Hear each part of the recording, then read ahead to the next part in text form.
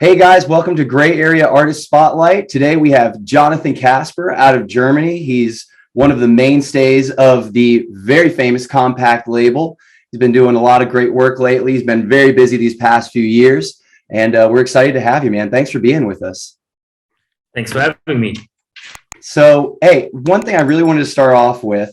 So you're from Bonn, Germany. Am I saying that right? Bonn, Germany? Exactly, yeah. Mm-hmm. Excellent. So Bonn is the birthplace of Beethoven also. So It is, yeah. A very rich musical history there. And so I got to know, how did music come into your life personally? Was it something like within the city? Was it something within your family? No, actually, I was playing basketball really heavily during school. So I started in school when I was like, I don't know, fifth grade or something. Okay. And I was doing it semi-professional actually after school also. Really? Wow. And the whole team was listening to, I don't know, R&B, hip hop music. So that was my first kind of music I got in touch with. And I can remember I collected all kind of albums back then. Having the albums was the main thing. Like, I don't know, Nas, Notorious B.I.G., Tupac, all those guys. Yeah. And I can remember we all changed the albums in the team. So that was our music. And the first touch to electronic music was, I don't know, I think it was 17 or 18 when I got on the first electronic party. So, all right. And I remember that I immediately fell in love with the groove, with the loopy stuff. Yeah. I think I fell in love with the part. Some people who are not into electronic music hate about the music, but I love it. Like this repetitive and loopy groove. So for me, it was like, what kind of music is that? And I got more into it. Yeah. But first, just as a listener and dancer. Yeah. Well, and that groove that you're talking about, that loop, that's one of the, like you're saying, that's one of the very almost addicting things about that genre of music, about dance music, and really about hip hop as well. That's where hip hop and dance music really share a lot of the same vein.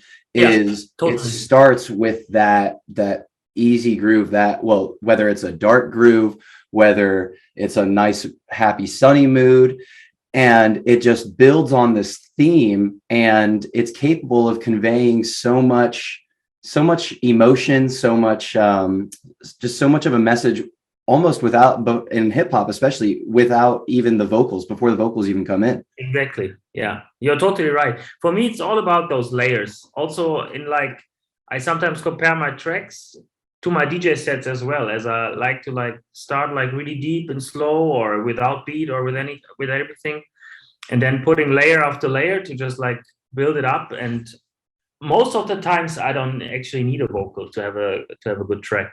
So yeah, you're right. It's all about the groove and the feeling about it. And sometimes, of course, a vocal is not necessary, but on the other side, a good vocal can change a track to a whole new area. So absolutely. Yeah. And it's funny, bringing it back around really quick to just the base of hip hop and electronic music, and bringing it back around to the Beethoven topic. That's something that both those genres share with classical music. It conveys so much emotion purely in the instrumental, which is a beautiful thing. I think it's a very incredible continuation or progression, I should say, just in the development of music. Yeah, exactly. Yeah. So, totally. Yeah, man. So, we're in the discussion of sound right now. So, your style always seems to be evolving over these years. You've been at it for how long now? My first release was in 2015. Yeah. And I'm DJing since, I don't know, 2007 or 6, I think. Yeah. But first release was 2015. Yeah. Okay, excellent. Well, and so and that first release was with Upon You, correct? Yeah, exactly. Yeah. Excellent. So throughout these years, you've had tribal themes in your music, you've had house, you've had techno, you've had taste of like progressive elements, even in your song Cross Pendant, there's even like a little bit of rock and roll in there. Or a And bit more, I would say, yes. yeah. And just with that like chucking guitar line in the get-go. And you've had a song #1 on Beatport for Afro House. You recently had a #1 song on the indie dance chart. That's a really wide swath of sound, man. You're well informed, yes. Yeah. Well, it's amazing what a Google search can do, right? No, but that's a really wide swath of sound. So where do you find inspiration from? Is there one source? Does it kind of just come to you day by day? Where does your inspiration kind of come from? Actually, I find it everywhere. So before the pandemic, I was finding it, of course, in going out and playing music and hearing also other DJs. But it also can, I don't know, I just finished a track which I was listening to, and it was already fine. But I was listening to it on a friend's place at the terrace. It was really a high terrace. And there were flying birds around, like, I don't know, was heißt Rabe nochmal? Huh? Raven. A raven, those black birds. Oh, yeah. Is it raven? Yeah. Mm-hmm. And I heard them flying around and screaming. And I recorded them and put it even on the track, because when I was listening to the first version of the track, it was nice. But then I heard those ravens screaming around my head. It was even better, so I sampled it and put it on the track, and now the track is finished with the recording of the ravens. So yeah, I don't know, that's just one example, but I find my inspiration everywhere. It's like, I don't know, most of the times I start with the sample or the groove or the drumming, and from then I go. So there's never like a real plan. Well, like today I want to do some kind of, I don't know, tribal stuff or some really, I don't know, techno stuff, or so. It just happens. So okay. And it's also like, I mean, when I was in the beginning of releasing music, I was really loving percussion and drums. I still do, but since I think 2 or 3 years, I also love to just put as rare elements as possible in a track, to just keep it like really empty. So it rarely happens at the moment that there are percussions. It just started again, but at the moment I love it when it's like really empty, the track. That's like main elements, and that's it. Yeah. And, and that's one thing I noticed while I was listening to a lot of your content, listening to a lot of your library, was this development of some of these really intricate percussion patterns. And so it made me wonder, did you like grow up playing drums or anything like that? Or where did that affinity for percussion come from? I don't know. I just like percussion. There's no specific reason for it. I just like it. But since, I don't know, some years, it really happens that some tracks I started with a percussion line, and then I put the layer out with the percussion line, and I still like the song, and I feel like, okay, it doesn't need a percussion line, so I put it away because it's more reduced. And since that's also something I had to learn over the years, is like that when you reduce the tracks to the key elements, only the strong stuff survive. For the track, it's always better. So the main elements have more air to breathe, and it's like really focused on only the good stuff, nothing not necessary. I love that. Yeah. So because when you listen to my older productions, it was more, sometimes it was really wild and a lot of stuff happening, and now it's like really more reduced, I would say. So what, I don't know, let's see how it's evolving. That's what I love about the techno music. It's always changing, evolving, and never stops. So that's what I like about it. But that's the way I'm feeling at the moment. Yeah. And I love that you're talking about how when you reduce it, only the strong stuff survives, because I very much agree with you. I grew up playing jazz music myself. And that's something that a lot of artists, and it's not just in jazz, it's across all genres, that a lot of artists can sometimes get caught up in, is trying to do too much. And then you can't differentiate one thing from the other. And like you're talking about, the best parts, the strongest points don't have the appropriate space that they need Exactly. to be Yeah. able to express themselves. Yeah. For me, that's also some kind of good advice, actually, when it happens to everybody that you're stuck with a project or stuck with a track. And for me, a really good advice is, beside just switching off the computers and take a day off, the next nice is actually put the strong layers away. Just like have the guts to just delete stuff, and also the ones you like. And sometimes that changes the whole project. So yeah, you just have to sometimes delete stuff, even stuff that you like, and sometimes it really helps, sometimes not. I was about to say that can be a very bold move once you have something where you're like, I really like this, but being able to take a step back and say maybe I'm leaning too much on it. That's bold, man. But exactly, when the project is still stuck, though you have elements that you really like, there is some kind of reason why it doesn't move on. So sometimes it helps just to delete stuff. That's awesome. Now throughout all of throughout your evolving sounds, and as you've been talking about, kind of right now, you're into this this more minimal approach, letting the strongest points breathe for themselves. I love that saying. What have you found that you've always kind of gravitated toward that kind of patient producing, throughout your mixes, throughout your live performances, and a lot of your tracks, you have this underlying like extended journey through these kind of like driven soundscapes. And that's a rare thing for a techno, or just for a producer in that 120 BPM up. That's a rare thing sometimes. What is it about that kind of patient producing that really grips you, that you really like to gravitate towards? Well, first of all, thanks for your words, because I really appreciate to hear that. I do feel the same way with my DJ sets, and in comparison also to my own tracks. And I like this way of speaking about a journey in these terms also, because I love to play extended sets, like all-nighters, or like at least 3 or 4 hours, because that's the only way you can just like show all the music you feel and the music you want to show. And also sometimes in a DJ set, I play like, I don't know, 2 or 3 tracks before the track that I want to show, just to have a build up. The audience will never know, but you know it on yourself. You're like, okay, you build it now, you go down, down, down, you even go more empty, and then you play the main banger.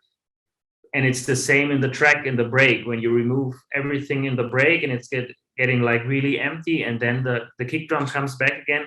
It has more power when there's more air before it. And it's the same in a DJ set. When you play banger after banger, the people are getting tired.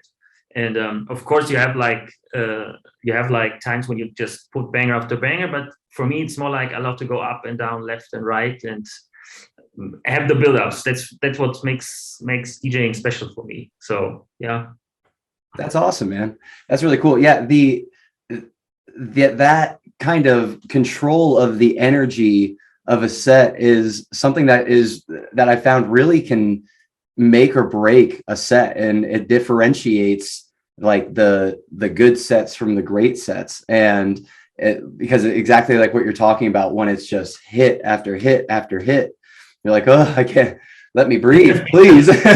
We got another couple hours of this to go. Let me breathe. Let me take a breather, please. That's awesome, man. Well, so you kind of getting into the club setting now, so you Bonn is right down or not too far away from Cologne, where you're currently based, correct? Exactly, yeah.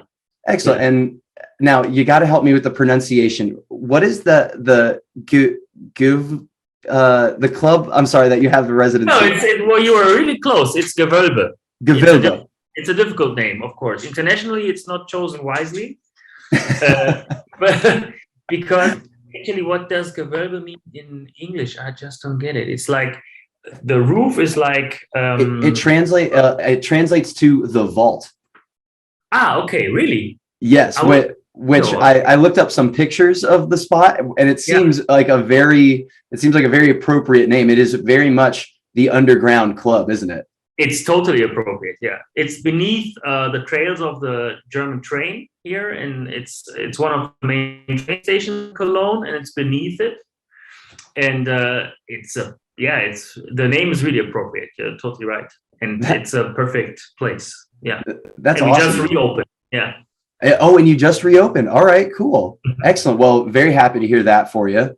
yeah. What kind And of thing, what kind of things were you doing in the meantime to kind of like to fill out your schedule, I guess I should say, while Gewölbe was closed?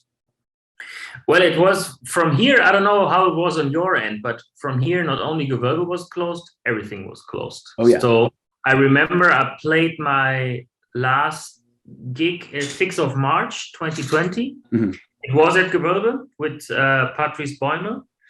And I remember we were talking at the dinner about what is about to come. And Patrice was already totally on point. He would say, I think ups and everything will shut down now. But nobody know, of course, during that time how long it was and how long it would take.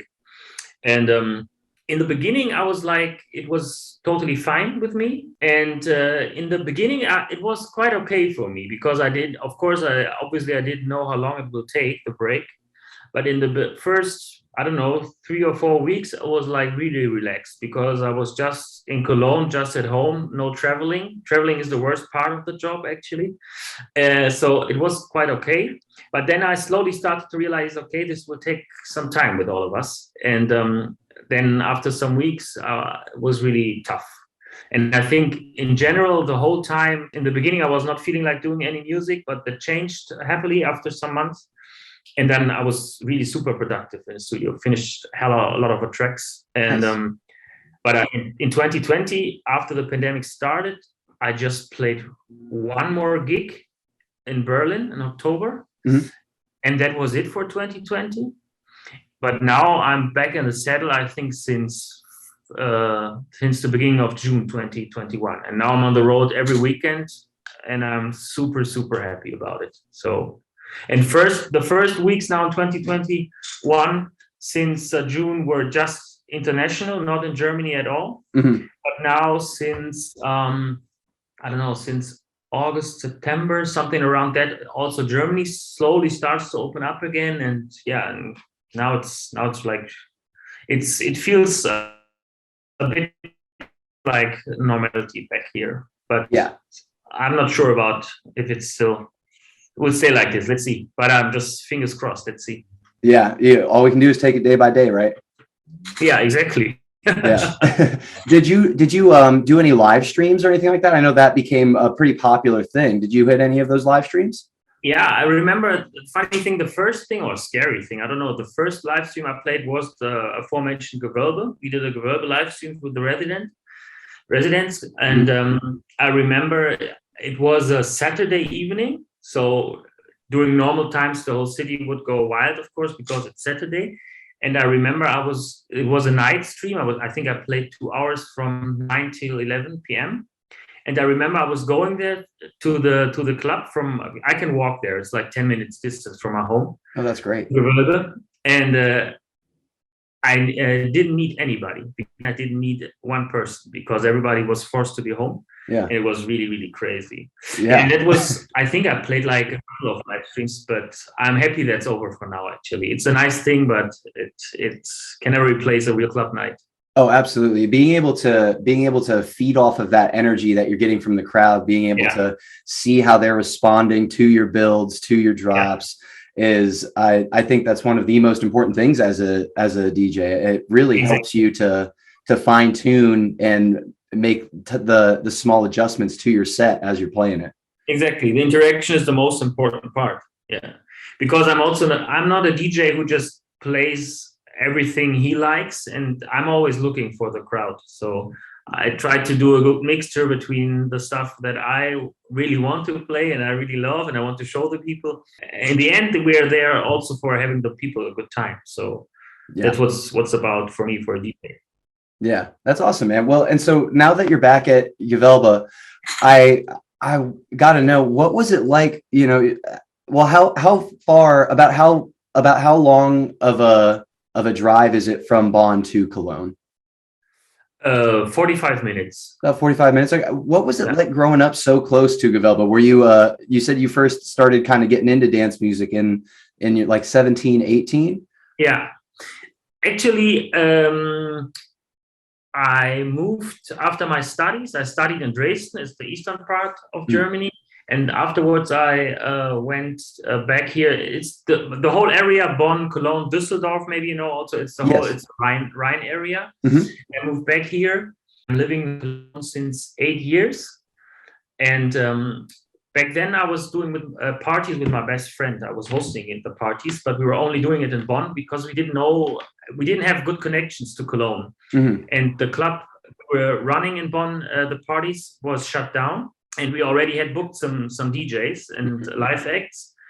And that was the reason why we had to go to Gewölbe and asked if we can go there with one of our booked acts. And it was Stimming. And they said yes. And that was when we had our first night at Gewölbe. It was 2014. And the party was quite good, so we had the chance to do more, and so it became quite naturally. So but before, it was always a dream to play Gewölbe, to be a resident. I'm still proud to play there, Yeah. Well, and there's just something about having that location, whether it's your resident club or I guess, especially in your case, like your resident club, there's just something about having that spot that has, you know, kind of has your heart a little bit, that you've invested a lot of yourself into. The crowd knows you, the promoters know you, and it really helps you it provides a place that you can fine tune your sets before you take them to the larger scale. And it also gives you a place that you can have a little bit of that flexibility to kind of play some of those deep cuts, because the promoters know you, the crowd knows you, and they know what you're capable of as an artist, night in and night out. Maybe, yes. Also, when I finish tracks, I always imagine how it would sound and how it would work in Gewölbe. So it really, like you say, it really helps to have like a place where you really know everything more or less. And it helps me in a lot of parts, actually. That's cool, man. So you talked about, you talked about your schooling a little bit. You just touched a little bit on that. And I saw in another interview that you did that you actually have your medical degree. Yes. So does that mean that you had ambitions of becoming a doctor at some point, or is that something that kind of just fascinated you as the human body? No, that would have been the normal path, obviously. Yes. Yeah. Actually, I finished it, and then I started a thesis.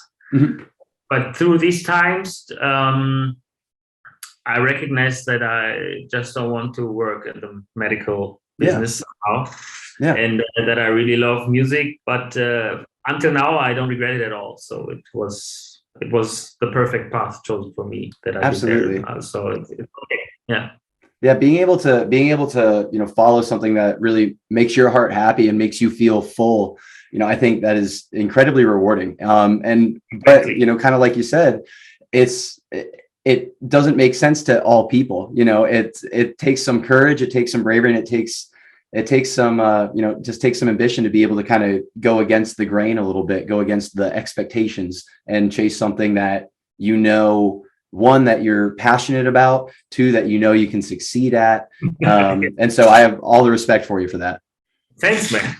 Yeah, absolutely. Well, and so getting into that medical side just a little bit, though, there's a lot of people talk about, music as medicine sometimes, or there's even music therapy. What are your opinions on music and its potential healing properties, whether it's just from the mental side of things, or maybe even just some deeper insights that you might have as, music as medicine?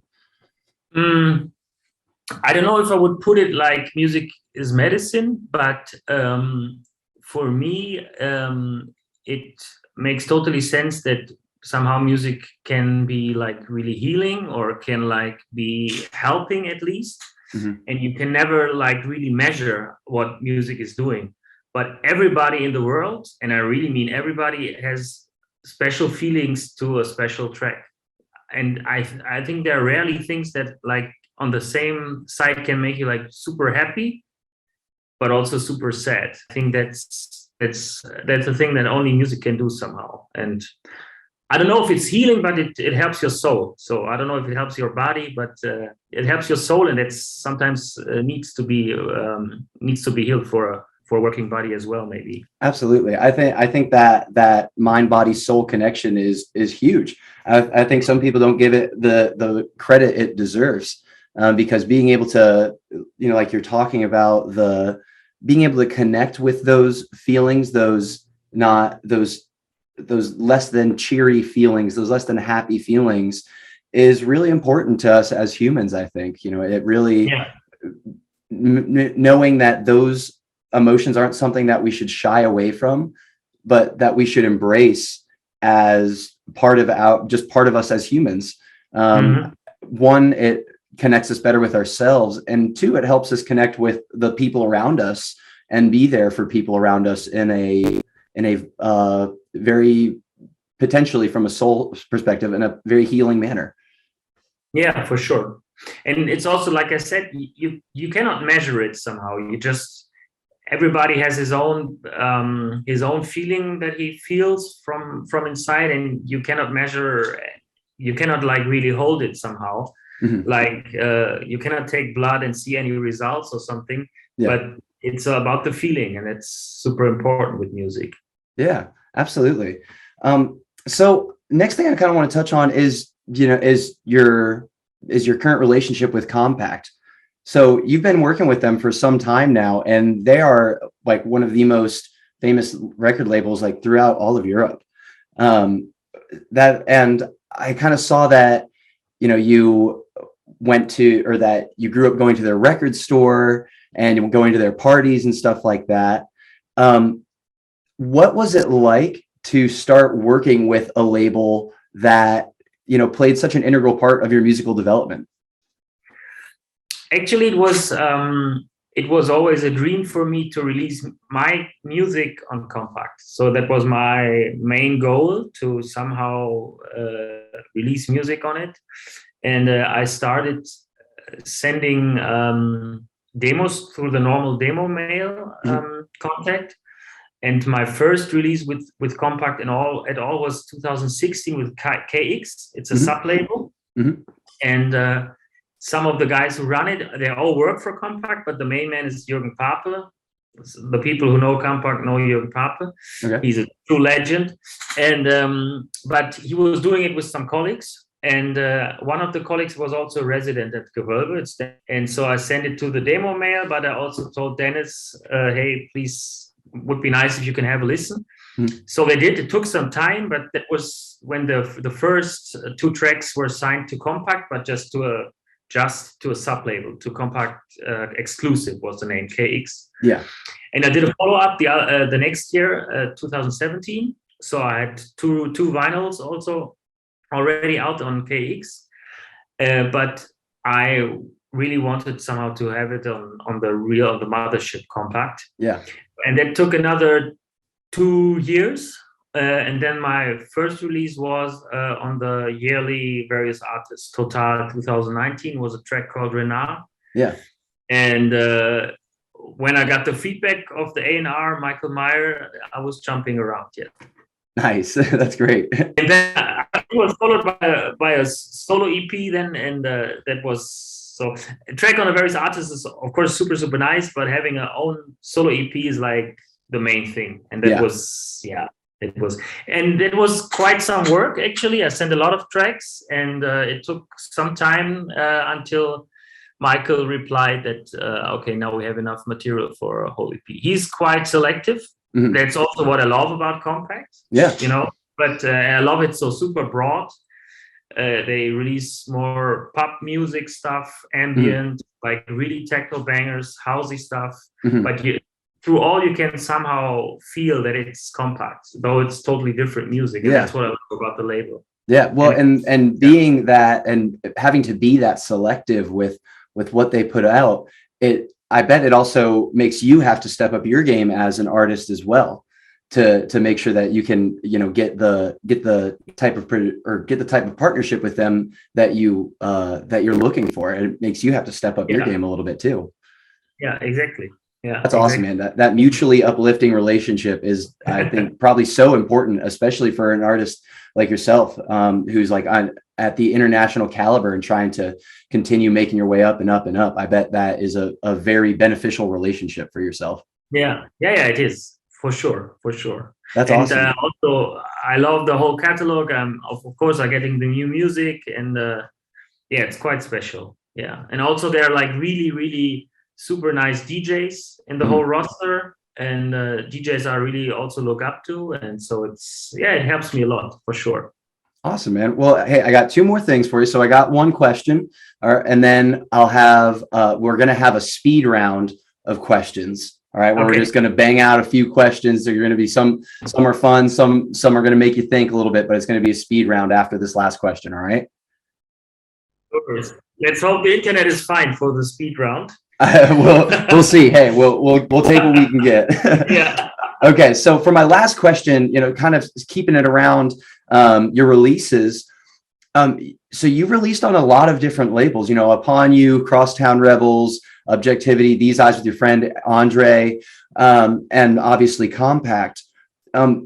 What could you kind of describe the feelings that you had when you first had with your first release that came out of Upon You, your first official release, and kind of describe how those feel or how your feelings have evolved or maybe changed with each release, or not, well, each particular release, but just as you've released more and more music with more record labels versus that very first one? It's the feeling is exactly the same since 2015 or now, because from my point of view, it's like a huge compliment when you send a track to a label that you like or admire, or I don't know, and the people are also into it.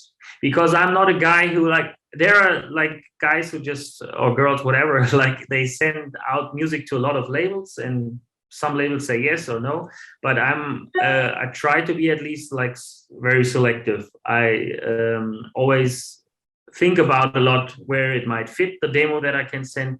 I never just send it out because I want to be on that label. I don't know if the music at least fits. That doesn't make sense to me.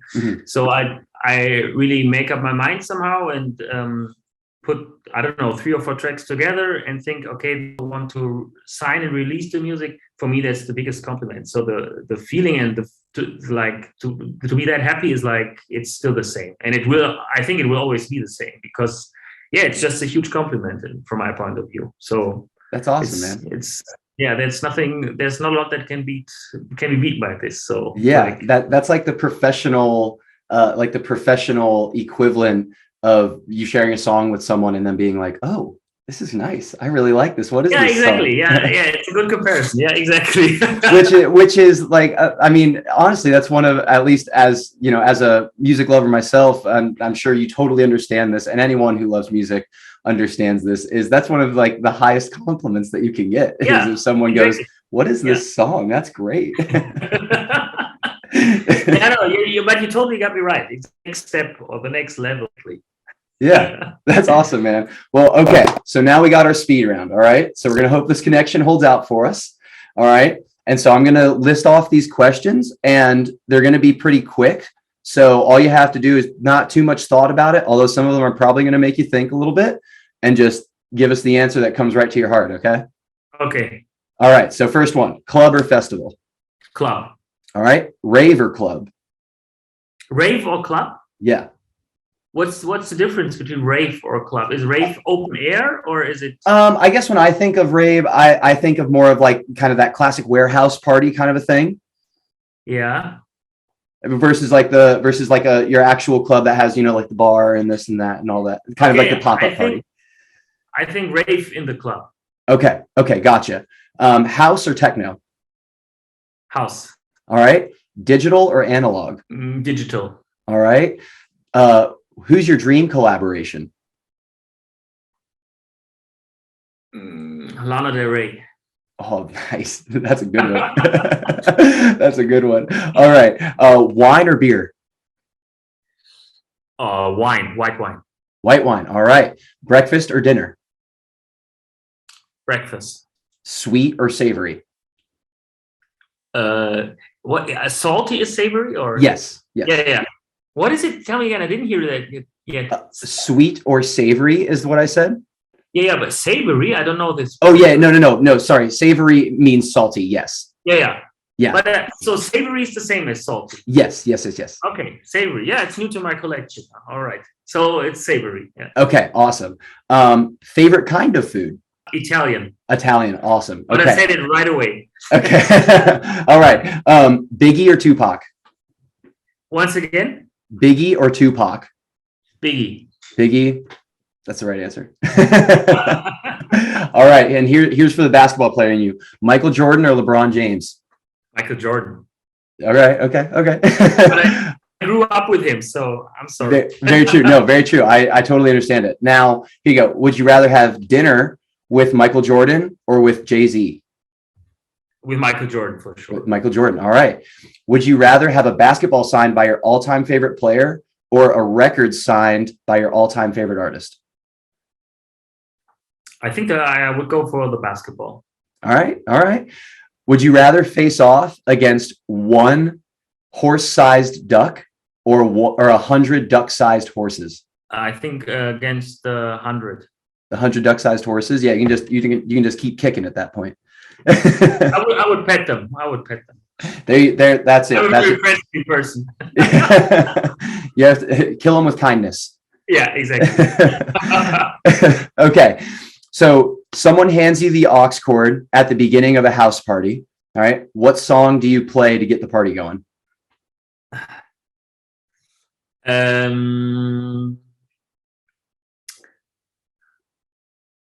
Fuck, I forgot the name. I have a playlist actually on my phone for these kind of opportunities. You're prepared. I love it. And I always just see it on this J because it's from the but I have to see. Wait 1 second. It's a true classic. I'm sorry, but I have to tell. No, you're all good. I'm excited to hear it. Because it raises somehow the tension with a drum loop in the beginning and then the emotional part kicks in. It's Womack and Womack Teardrops. There you go. Okay. This is and then the bass kicks. This is normally the moment when the girls start screaming already. So. Okay, I can hear that. I can definitely hear that drum loop, and that would definitely get that energy up for you. So we take Womack and Womack Teardrops. I'm very sorry, I forgot. Now I will never forget it. It's all right. Hey, well, it's, with so many tracks in my head, it's always when I read it, then I know. And sometimes I forgot about so many IDs. So yeah. Oh no, I totally understand that. Where you have the perfect song for the perfect situation, and you're like, I don't know the name or the artist. I just know how it sounds. I can exactly. I can sing it for you if you want. Okay, here now continuing on. All right, now someone hands you the aux cord at the end of the night and the party's winding down. What's the song you put on? Caribou, You and I. All right. Oh, that's a good one. Very good one. Okay. Would you rather have really long fingernails or really long toenails? Fuck. I hate people with long nails, so I don't know. Is there a third choice? You're stuck with one of them. But actually, I think I have to go for the long fingernails because I'm a really sneaker addicted, and with the long toenails, I cannot wear them anymore. Okay. But someone had to hide it from them because I hate it. It'd probably make it really hard to DJ too. Yeah, that's one of the problems. Exactly. Yeah. Okay. All right. You have one chance to sing a song, start to finish. And if you make it all the way through with no mistakes, you win $1 million. What's the song you're picking? I think I would pick a Colombian carnival song. What kind of? I mean, some German song. So it would be.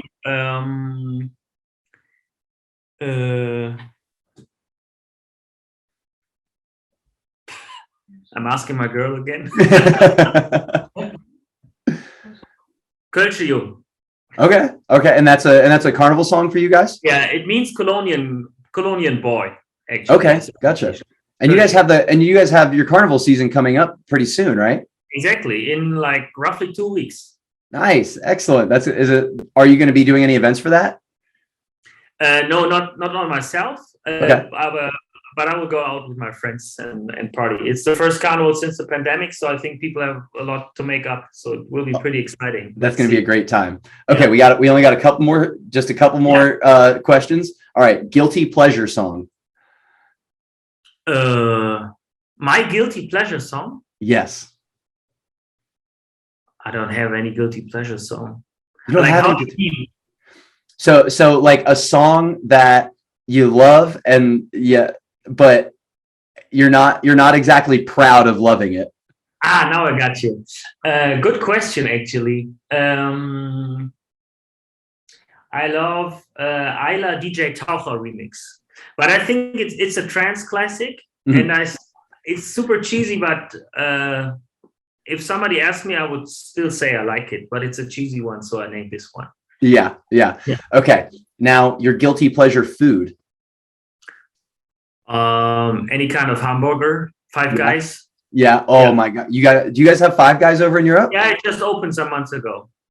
I love Five Guys. Yeah, but I just mentioned Five Guys because we have it here in Germany. My favorite burger in the world is actually Shake Shack, and we don't have it in Europe at all. You know Shake Shack? Oh yeah, I know Shake Shack. That's a staple over here.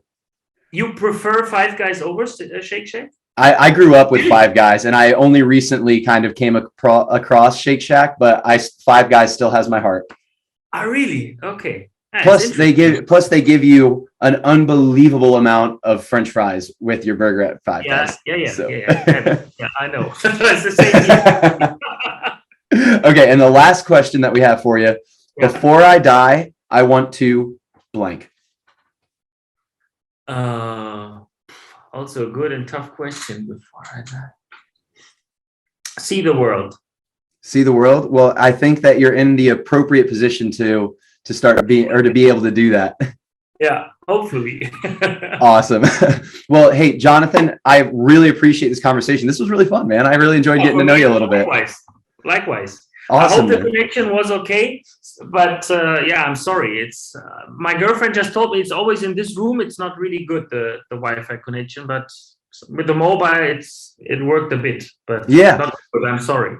Hey, absolutely no apologies necessary, man. It was still a great conversation. Cool, man. Thank you. Awesome. Well, hey, you have a fantastic rest of your night, and have a good one. And you a good rest of the day. Thank you very much, my friend. Peace. All right. Thank you, man.